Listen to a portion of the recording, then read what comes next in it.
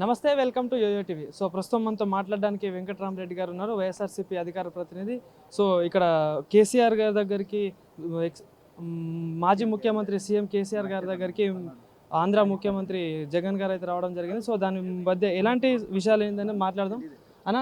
వచ్చే జగన్మోహన్ రెడ్డి గారు ఇక్కడికి రావడం జరిగింది, అసలు ముఖ్య ఉద్దేశం ఏంటో?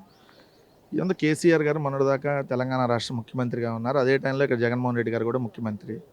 సో రెండు రాష్ట్రాల ముఖ్యమంత్రులుగా సన్నిహిత సంబంధాలు ఉన్నాయి, అంతప్ప రాజకీయ పార్టీలుగా మాకు సంబంధాలు ఏం లేవు. సో ఆయన హాస్పిటల్లో ఉన్నప్పుడు జగన్మోహన్ రెడ్డి గారు ముఖ్యమంత్రి హోదాలో పరామర్శకు వస్తే ఏంటంటే, మీకు తెలిసి హాస్పిటల్లో మొన్నే అంతా కూడా కేసీఆర్ గారిని చుట్టానికి విపరీతమైన పబ్లిక్ ఇవన్నీ వచ్చి కొంత డిస్టర్బెన్స్ వాతావరణం ఉంటుంది. అదే ముఖ్యమంత్రి గారు వస్తున్నారంటే మొత్తం అందరినీ ఆపాల్సినటువంటి పరిస్థితి కూడా ఉంటుంది. అదే కొంచెం ఇంటి దగ్గరికి వెళ్ళిన తర్వాత ఇంటి దగ్గర అయితే కొంచెం ఫ్రీగా పరామర్శ చేయడానికి వచ్చి ఎలా ఉంది ఏంటి ఆరోగ్య పరిస్థితులు తెలుసుకోవడానికి కొంచెంసేపు ఎక్కువసేపు స్పెండ్ చేయడానికి ఉంటుంది. సో అటువంటి ఉద్దేశంతో ఇంటికి వచ్చినాక పరామర్శకి వద్దామని అనుకున్నారు. దానిలో భాగంగానే ఇంటికి వచ్చారు కాబట్టి పరామర్శకు వచ్చారు. అంటే సో దగ్గరలో ఎన్నికలు కూడా ఉన్నాయి సో ఆంధ్రాలో. సో దీంట్లో ఏమన్నా రాజకీయ కోణం ఉండే ఛాన్స్ ఉంటుంది? ఏముంటుంది రాజకీయాలు? వైఎస్ఆర్ కాంగ్రెస్ పార్టీ ఆంధ్రప్రదేశ్ రాష్ట్రానికి కన్ఫైన్ అయిన రాజకీయ పార్టీ. మేము 2018 ఎన్నికల్లో పోటీ చేయాల, 19 పార్లమెంట్లోనే ఇక్కడ పోటీ చేయాల, మొన్న జరిగినటువంటి అసెంబ్లీలో పోటీ చేయాలి, రేపు జరిగేటటువంటి పార్లమెంట్లో కూడా తెలంగాణలో పోటీ చేయం. కేవలం ఆంధ్రప్రదేశ్ రాష్ట్రానికి కన్ఫైన్ అయ్యాను. సో దాంట్లో పక్క రాష్ట్రానికి సంబంధించినటువంటి దాంట్లో మేము రాజకీయాలు చేయమని ముందే చెప్పాం. సో ఇది రాజకీయాలకు సంబంధించినటువంటి అంశం కాదు, భవిష్యత్తులో కూడా రాజకీయాలకు సంబంధించి తెలంగాణలో ఉండవు. బీఆర్ఎస్ పార్టీ తోటి ఏమైనా పొత్తు కలిసే ఛాన్స్ ఉంటుందా అంటే వచ్చే ఎన్నికల్లో? ఎందుకు ఉంటుంది? మేము ఏ రాజకీయ పార్టీతో పొత్తు పెట్టుకోమంటున్నాం కదా. ఇప్పుడు ఆంధ్రప్రదేశ్ రాష్ట్రంలో ఏదైతే తెలుగుదేశం, జనసేన, బీజేపీ, ఇప్పుడు ఏదో కొత్తగా రేపు కాంగ్రెస్, కమ్యూనిస్టులు వీళ్ళందరూ ఉంటేనే వాళ్ళతో మేము పొత్తులు పెట్టుకోమన్నప్పుడు మేము ఇంకా బీఆర్ఎస్తో పొత్తు ఎందుకు పెట్టుకుంటాం? సో ఇది కేవలం నార్మల్గా ఆయన ఆరోగ్యం ఎలా ఉంది, ఆల్రెడీ ఆయనకు సర్జరీ అయింది కాబట్టి తెలుసుకొని ఎలా ఉంది కలుద్దామనే ఉద్దేశంతో వచ్చింది తప్ప వేరేది లేదు.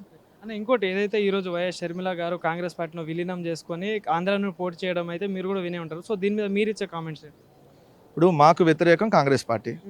దాంట్లో కిరణ్ కుమార్ రెడ్డి ఉంటాడా, రోసీ గారు ఉంటారా, లేదంటే షర్మిల గారు ఉంటారా, లేదంటే ఇంకెవరన్నా రేపొద్దున చంద్రబాబు నాయుడు కాంగ్రెస్లోకి వెళ్తాడా? ఎవరు వెళ్తే మాకేంటి? అంటే దీనివల్ల వైఎస్ఆర్సీపీ పార్టీకి ఏమైనా ఓట్లు చీలి ఛాన్స్ ఉంటుందా? ఎందుకు చీలుతుంది? మా ఓటింగ్ జగన్మోహన్ రెడ్డి గారు ఓటింగ్, మా ఓటింగ్ జగన్మోహన్ రెడ్డి గారు ఓటింగ్. రేపొద్దున పడబోయేటటువంటి ఓటింగ్ ఏదైతే అడిషనల్గా మాకు పడబోయేటటువంటి ఓటింగ్ మా సంక్షేమ పథకాల ద్వారా ఏదైతే లబ్ధి పొందినటువంటి కుటుంబాలు మాకు వేసేటటువంటి ఓటింగ్. కాంగ్రెస్ పార్టీకి ఆంధ్రప్రదేశ్ రాష్ట్రంలో ఓటింగ్ ఏడుంది చేయడానికి? కాంగ్రెస్ పార్టీ 2009 ఎన్నికల తర్వాత జరిగిన బై ఎలక్షన్లో కావచ్చు, 2014లో అయితే 0 అసెంబ్లీ 0 పార్లమెంటు ఆంధ్రాలో. సో 2019లో 0 అసెంబ్లీ 0 పార్లమెంటు, 1.2% వచ్చింది. దాంట్లో షర్మిల గారు కాంగ్రెస్లో పోతే 1.2 నుంచి ఆ 0.8 యాడ్ అయ్యి 2% వస్తుందేమో. దానివల్ల మాకు వైఎస్ఆర్ కాంగ్రెస్ పార్టీకి వచ్చే నష్టం ఏంది? మా పర్సంటేజ్ రేపు 60 దాకా రాబోతా ఉంది అంటున్నాం. మిగిలిన అందరూ కలిసిన 40 కదా. మాకు గెలవడానికి కావాల్సింది 50% ఓటింగే. సో మాకు 60% రేపు పొద్దున్న రాబోతా ఉంది, మిగిలిన వాళ్ళందరూ కలిసిన 40 లోపే ఉంటారు కదా. సో మాకు నష్టం జరిగిద్ది, లేదంటే ఇంకోటి ఏదో పోయిద్దని చెప్పి మాకు వ్యతిరేకంగా ఉండేటటువంటి తెలుగుదేశం సంబంధించినటువంటి మీడియాను ప్రచారం చేసి ఏదో ఇక్కడ ఒక మైండ్ గేమ్ ఆడాలనేటువంటి ప్రయత్నం చేస్తుంది.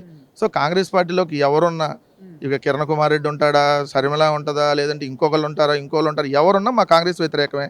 మాకు బీజేపీలో సోము వీర్రాజు ఉంటాడా, పురంధేశ్వర్ ఉంటుందా, లేదా ఇంకో సీఎం రమేష్కి అధ్యక్ష పదవి ఇస్తారా, ఎవరికి ఇచ్చినా మాకు బీజేపీ వ్యతిరేకమే. చంద్రబాబు ఉంటాడో, వాళ్ళ కొడుకు లోకేష్ ఉంటాడు, ఇంకెవరన్నా మాకు తెలుగుదేశం వ్యతిరేకమే. సో ఇంక మాకు అన్ని రాజకీయ పార్టీలు వ్యతిరేకమైనప్పుడు ఎవరో అంటే ఏమవుతుంది? ఏమీ కాదు. దాంట్లో మీరు చెప్పుకున్నట్టు 175 సీట్లు వచ్చే ఛాన్స్ ఉంటుంది మరి ఈసారి ఆంధ్రాలో. ఎందుకు రాదు? ఇప్పుడు మీకు 600 మార్కులు వస్తున్నాయి 10వ తరగతి పరీక్షల్లో, రావట్లేదా? అన్నిట్లో 100కు 100 మార్కులు వస్తే రేపు 175 రాకూడదనే ఉంది. మేము అంత మంచి అంటే చాలా వ్యతిరేకత ఉంది, ఏం అభివృద్ధి లేదని చెప్పి ప్రతిపక్షాలు విమర్శలు చేస్తున్నాయి. ప్రతిపక్షాలు మా దగ్గర అభివృద్ధి అని ఉందని ప్రతిపక్షాలు ఎందుకు ఒప్పుకుంటాయి? ఒప్పుకుంటే వాళ్ళకి నష్టం కదా. ఇప్పుడు మా దగ్గర అభివృద్ధి లేదు, సంక్షేమం లేదు, మా ప్రభుత్వ పరిపాలన బాగాలేదు అన్నప్పుడు మరి వాళ్ళు ఎందుకు 10 రాజకీయ పార్టీలు వెంటేసుకొని వస్తా అంటున్నారు? సింగిల్గా వచ్చి సత్తా చూపించచ్చుగా. నేనేమన్నాను? సింగిల్గా వచ్చి మీ సత్తా ఎందుకు చూపించట్లా అంటే, జగన్మోహన్ రెడ్డి గారు చాలా బలంగా ఉన్నారు, వైఎస్ఆర్ కాంగ్రెస్ పార్టీ 2019 ఎన్నికల కంటే ఇంకా బలంగా ఉంది కాబట్టి వాళ్ళందరూ ప్రతిపక్షాలు 10 మంది కలిసి వస్తానంటున్నారు. మేమేమంటున్నాం? మా 175కి మేము 175 మంది మేమే నిలబెడతాం అంటున్నాం. వాళ్ళేమంటున్నారు? 175లో పవన్ కళ్యాణ్ ఒక 20, బీజేపీకి ఒక 10 ఇస్తాం, ఇంకెవడన్నా వస్తే వాళ్ళకు 10 ఇస్తాం అని చెప్పి వాళ్ళు ఎవరు వస్తారని వెయిట్ చేస్తున్నారు. సో మేము బలంగా ఉన్నట్టు దానికి అర్థం కదా. సో వాళ్ళు ఎన్ని రాజకీయ పార్టీలు కలిసి వచ్చినా, ఎన్ని మీడియా సంస్థలు కలిసి వచ్చినా, అందరూ మింగిలై వచ్చేసినా, సింగిల్గానే వస్తారు. ఇక్కడ జగన్మోహన్ రెడ్డి గారు వైఎస్ఆర్ కాంగ్రెస్ పార్టీ రాజకీయాల్లో జగన్మోహన్ రెడ్డి గారు హీరో. అవతల సైడ్ క్యారెక్టర్లు వేసుకునేవాళ్ళు, లేదంటే ఇంకా కుట్రలు కుతంత్రాలు పన్నేవాళ్ళు, కొంతమంది రౌడీలు, కొంతమంది విలన్లు, అందరూ ఎంతమంది కలిసి వచ్చినా హీరో అనేవాడు ఒక్కడే ఉంటాడు. సో ఎట్లా ఉండవు కార్యాచరణ అంటే ఇప్పుడు వచ్చే ఎన్నికల్లో చూసుకుంటే వైఎస్ఆర్సీపీ కాంగ్రెస్ పార్టీ కార్యాచరణ ఎట్లా ఉండవు? వైఎస్ఆర్ కాంగ్రెస్ పార్టీ ఒకటే అంశంతో ప్రజల్లోకి వెళ్తుంది. అన్న మా ప్రభుత్వం ద్వారా మంచి జరిగితే మాకు ఓటేయండి, మేము ఇచ్చిన మేనిఫెస్టో మీకు అందితే మాకు ఓటేయండి. మా ప్రభుత్వానికి గడిచిన ప్రభుత్వానికి కంపేర్ చేసుకొని మేము మంచి పరిపాలన అందించామో వాళ్ళు మంచి పరిపాలన అందించారో ఆలోచించుకొని ఓటు వేయండి. మేము మంచి పరిపాలన అందిస్తే మాకు ఓటేయండి. అంతకుముందు లేనటువంటి రైతు భరోసా కేంద్రాలు, అంతకుముందు లేనటువంటి సచివాలయాలు, అంతకుముందు లేనటువంటి వాలంటీర్ సిస్టమ్, అంతకుముందు లేనటువంటి వైఎస్ఆర్ హెల్త్ క్లినిక్, అంతకుముందు లేనటువంటి డిజిటల్ లైబ్రరీలు, అంతకుముందు స్కూళ్ళు ఎలా ఉన్నాయి, ఇప్పుడు స్కూళ్ళు ఎలా ఉన్నాయి, అంతకుముందు లేని పోర్టులు, అంతకుముందు లేని ఫిషింగ్ హార్బర్లు, అంతకుముందు లేనటువంటి ఫిష్ ల్యాండ్ సెంటర్లు, ఇన్ని రకాల పెద్ద ఎత్తున అభివృద్ధి జరిగింది. ఇంత సంక్షేమం అందించాన్న ఒక్క రూపాయి అవినీతి లేకుండా ఎప్పుడన్నా సంక్షేమం అందిన దాఖలాలు ఈ భారతదేశంలో ఉన్నాయా? ఒక 1000 రూపాయల పెన్షన్ అందాలంటే అంతకుముందు అవ్వాతాతలు క్యూల్లో నిలబడి గంటల తరబడి క్యూలో నిలబడితే వేలుముద్ర పడలేదు, రేపు రండి జన్మభూమి కమిటీల దగ్గరికి వెళ్ళండి అనేటటువంటి దాఖలాల నుంచి 1వ తారీఖు ఈరోజు కోడి కూసే సమయానికి 3000 రూపాయలు వెళ్ళి వాలంటీరు, ఆ తాత ఇదిగో 3000 రూపాయలు జగనన్న పంపించాడు, అవ్వ ఇదిగో 3000 రూపాయలు జగనన్న పంపించాడు అని చెప్పి చిరునవ్వుతో వాళ్ళకి ఇస్తా ఉన్నప్పుడు మరి మా ప్రభుత్వానికి ఓటేక అలాంటి క్యూలో నిలబడేటటువంటి ప్రభుత్వానికి వేస్తారా? ఇక్కడ చూస్తున్నారు కదా ఎన్ని రకాల క్యూలు ఉన్నాయో పక్క రాష్ట్రంలో ఇప్పుడే సోషల్ మీడియాలో వస్తున్నాయి కదా, పక్క రాష్ట్రంలో కిలోమీటర్ల మేర క్యూలు నడుస్తూ ఉన్నాయి.